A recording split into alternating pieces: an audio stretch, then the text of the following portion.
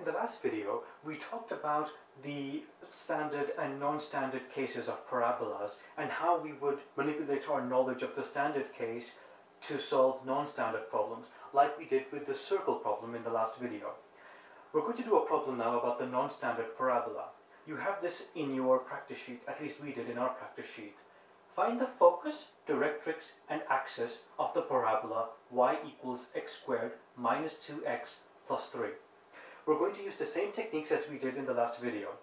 This is obviously a non-standard parabola, so we begin by first rewriting this equation in a form that resembles the standard equation of a parabola. The standard equation we know is y squared equals 4ax. So our task is to rewrite this in as similar a form as we can to this. We want to rewrite this in a form such that one of the variables raised to power 2 is equal to a constant multiplied by the second variable of the equation. Now with conic sections, when you're given messy equations like this, the key normally is to first complete the square, as I've done here. So we first say this can be rewritten as y equals x minus 1 squared plus 2. This can be rewritten as y minus 2 equals x minus 1 squared. Hence, x minus 1 squared is y minus 2. And x minus 1 squared is equal to 4a times y minus 2. Now we've rewritten this equation in a form that resembles the standard. One of the variable terms has a square. You've got a constant here multiplied by the second variable of the equation. In this case, 4a takes the value 1. It takes the value 1 because there's nothing multiplying the y. If we had, for example, and this is not the case here, but let's say it were 3y minus 2. If that were the case, then we'd first have to factor out the 3, and we'd say 4a is equal to 3, therefore a is equal to 4 over 3. We'll talk about this more in the following videos, but that was just a brief tangent to explain why I said 4a is 1. Because the reason I said 4a is 1 in this case is because there's nothing multiplying the y. There's no factor there apart from 1. Okay, so we had a non-standard parabola, we rewrote it in standard form, and now we've been able to find the constant a, which in this case is a quarter. So how do we proceed from here to find the focus, directrix, and axis? Normally I think to myself, okay, what roughly does the parabola look like? What orientation would it have? We can tell from previous knowledge that this is a transformation of the graph y equals x squared, which we know looks like this, an upward facing U-shape. Remember, I said how I like to start with the vertex. So what's the vertex in this case? The vertex is going to be the bottom of the parabola, the tip of the parabola. In this case, it's the point 1, 2. It's the point 1, 2 because if you look at this part of the equation, just for simplicity, you look at the term x minus 1 squared. The minimum value that can take is 0. And it takes the value 0 when x is 1. Therefore, I know the vertex's x-coordinate is 1. When x is 1, y takes the value 2. Hence, I know then that the vertex has coordinates 1, 2. So I found the vertex, and now that will enable me to find the focus, directrix, and axis. You can tell immediately now that the directrix, as we mentioned, is going to be a line going through the vertex which splits the parabola into two separate bits.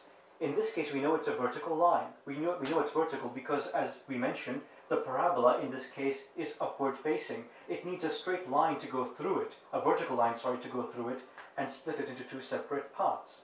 We know it's a vertical line through the point 1, 2.